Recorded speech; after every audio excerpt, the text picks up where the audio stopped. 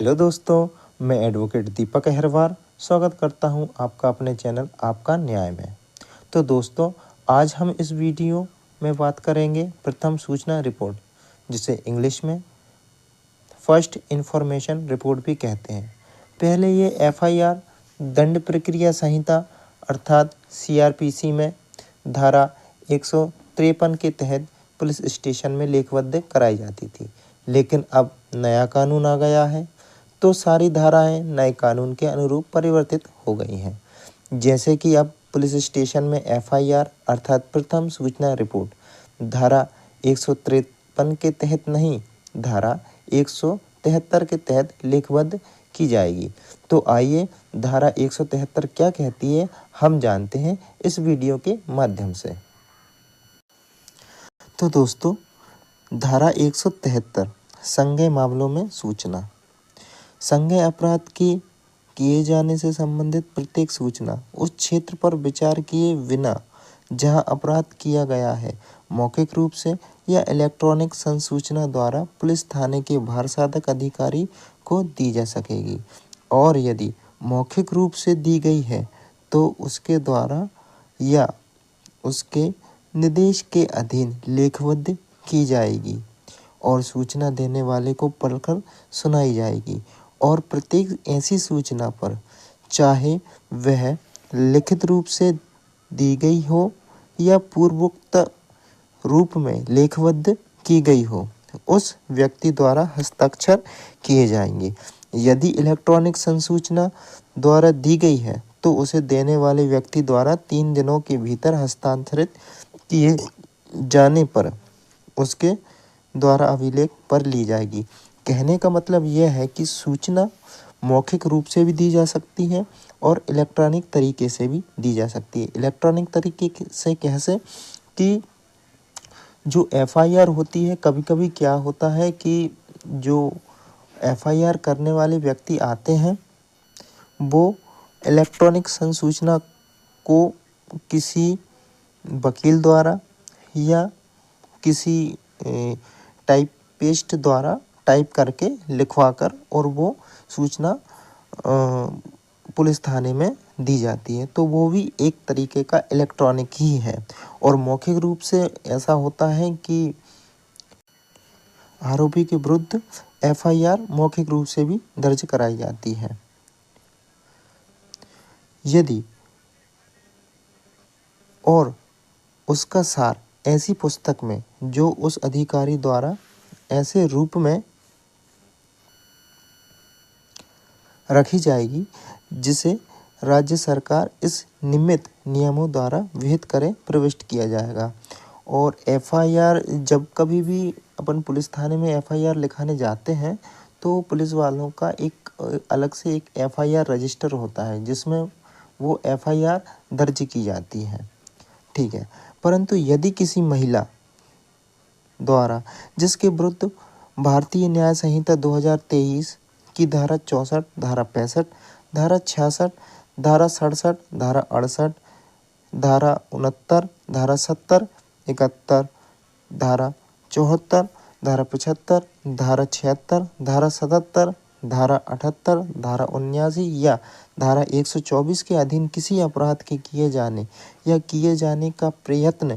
किए जाने का अभिकथन किया गया है, कोई संसूचना दी जाती है तो ऐसी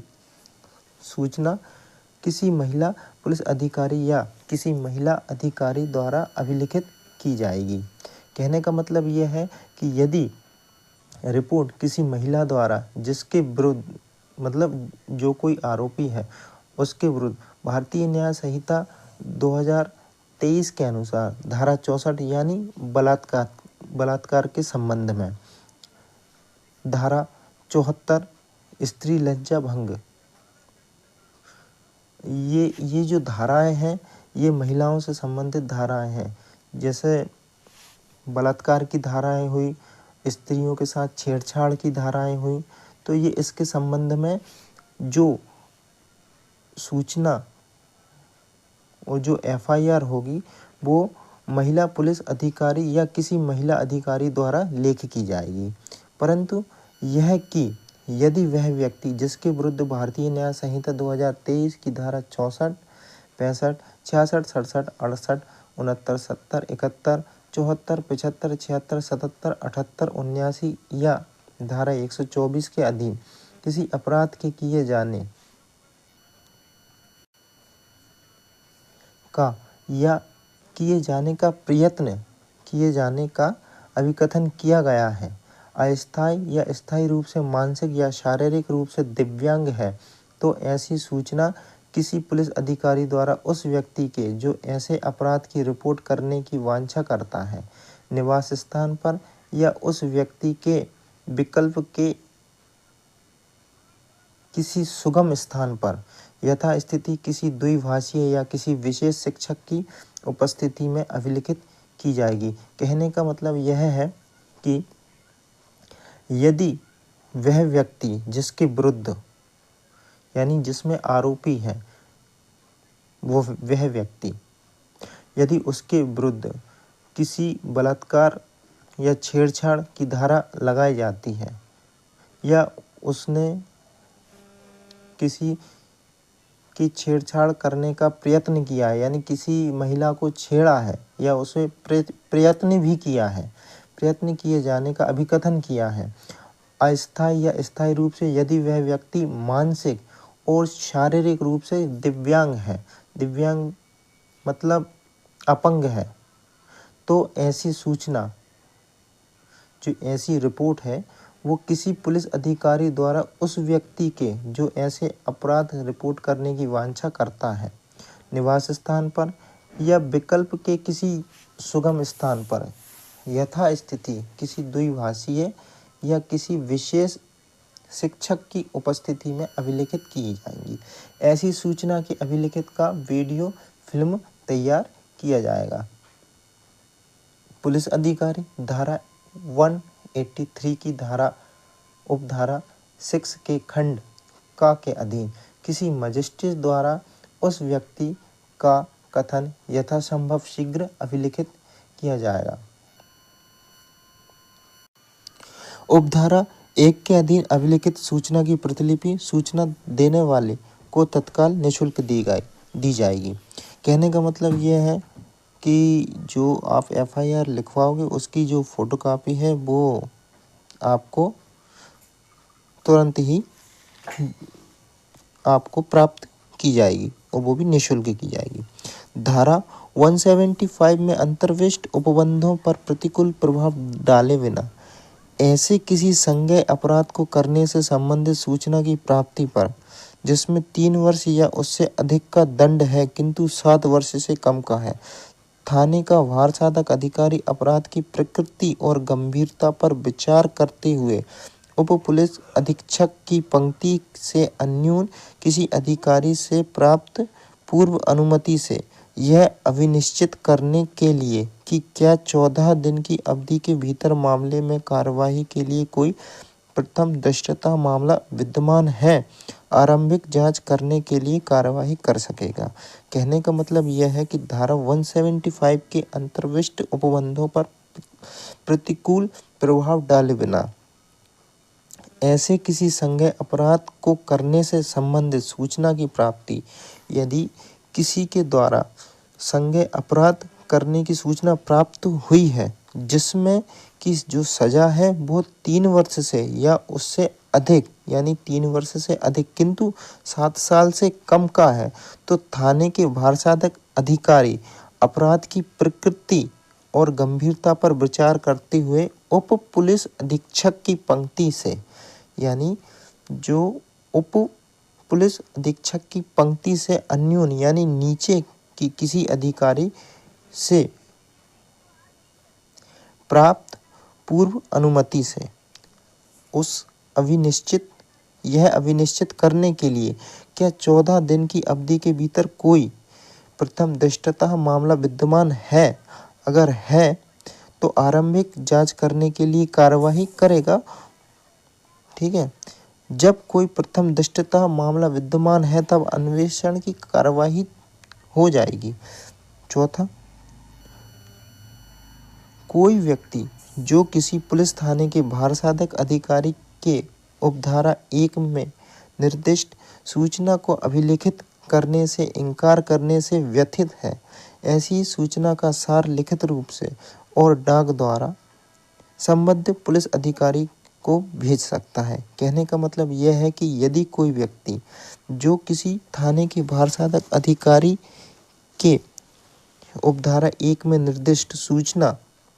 को अभिलिखित करने से इनकार करने से व्यथित है यानी नहीं लिखता, तो ऐसी सूचना का सार लिखित रूप से जो व्यक्ति सूचना प्रदान करने वाला है वह सार लिखित रूप से और डाक द्वारा संबंधित पुलिस अधीक्षक को भेज सकता है। और यदि उसका यह समाधान हो जाता है कि ऐसी सूचना से किसी संज्ञेय अपराध का किया जाना प्रकट होता है, यानी जो पुलिस अधीक्षक है वह यह सोचता है कि ऐसी जो सूचना अपन को प्राप्त हुई है वह किसी संज्ञेय अपराध हो सकता है, तो या तो स्वयं मामले की जांच करेगा या अपने जो निचले स्तर पर कोई पुलिस अधिकारी होगा इस संहिता द्वारा उपबंधित रीति में अन्वेषण किए जाने का निर्देश उसे दे देगा और उस अधिकारी को उस अपराध के संबंध में पुलिस थाने के भारसाधक अधिकारी की सभी शक्तियां होंगी और जिसके न हो सकने पर ऐसा व्यथित व्यक्ति मजिस्ट्रेट को आवेदन प्राप्त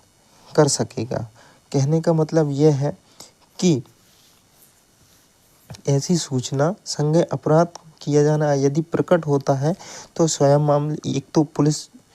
जो अधीक्षक है वह स्वयं अन्वेषण करेगा, स्वयं जांच करेगा या फिर अपने जो निचले पुलिस अधिकारी होगी उससे जांच कराएगा। यदि वो पुलिस अधिकारी उस क्षेत्र का जो भारसाधक अधिकारी है उसकी समझ शक्तियाँ उसमें निहित रहेंगी। यदि ऐसा नहीं होता है तो वह मजिस्ट्रेट को आवेदन करके वह सारी शक्तियाँ प्राप्त कर सकेगा। अब दोस्तों हमने जाना धारा 173 संज्ञेय मामलों की सूचना। अब आती है धारा 174 असंज्ञेय मामलों के बारे में सूचना और ऐसे मामलों की जांच अन्वेषण। अन्वेषण का मतलब यहाँ पे होता है जांच। जब पुलिस थाने के भारसाधक अधिकारी को उस थाने की सीमाओं के भीतर असंज्ञेय अपराध के किए जाने की सूचना दी जाती है तब वह ऐसी सूचना का सार ऐसी पुस्तक में जो ऐसे अधिकारी द्वारा ऐसे प्रारूप में रखी जाएंगी जो राज्य सरकार इस निमित्त नियमों द्वारा विहित करे प्रविष्ट करेगा या प्रविष्ट करवाएगा। कहने का मतलब यह है कि एफआईआर का एक रजिस्टर होगा, उसमें फर्स्ट इंफॉर्मेशन रिपोर्ट लेखबद्ध की जाएगी असंज्ञेय मामलों के बारे में। सूचना देने वाले को मजिस्ट्रेट के पास जाने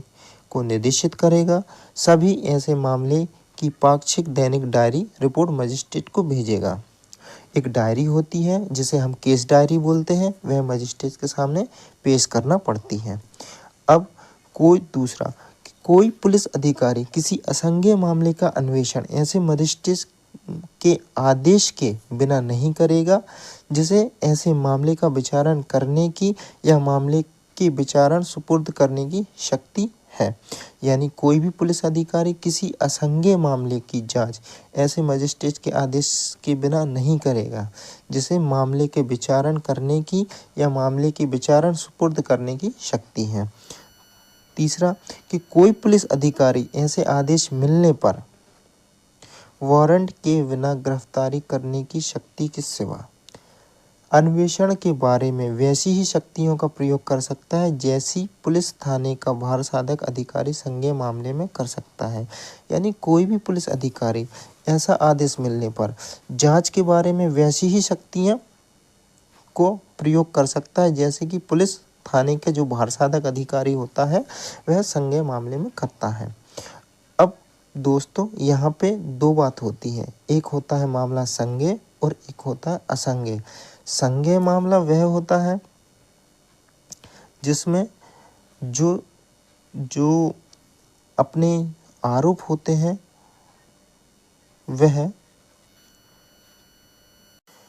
वह ऐसे आरोप होते हैं जिनमें 7 वर्ष से अधिक की सजा होती है और असंज्ञेय अपराध वह होते हैं जिसमें 3 वर्ष से अधिक लेकिन 7 वर्ष से कम की सज़ा उसमें होती है। जहां मामले का संबंध ऐसे 2 या अधिक अपराधों से है जिसमें कम से कम एक संज्ञेय है, वहां इस बात के होते हुए भी कि अन्य अपराध असंज्ञेय है, वह मामला संज्ञेय मामला समझा जाएगा। कहने का मतलब यहाँ पर यह है कि यदि आपने कोई भी चोरी की है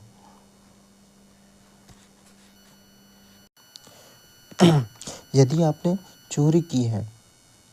तो चोरी एक संज्ञेय अपराध है और यह अजमानतीय भी है। लेकिन चोरी के साथ साथ आपने उपहति कारित कर दी या उस जो मकान मालिक को आपने मार दिया है और जो उपहति है वह असंज्ञेय अपराध है और जमानतीय अपराध है, तो यहाँ पर वह भी संज्ञेय मामला समझा जाएगा। तो आपको सज़ा संज्ञेय मामले के अनुसार दी जाएगी। तो आशा करता हूँ दोस्तों कि आपको मेरी वीडियो अच्छी लगी होगी। तो वीडियो को लाइक करें, अपने दोस्तों में शेयर करें और कमेंट में बताएं कि आपको किस धारा के बारे में जानना है। इसलिए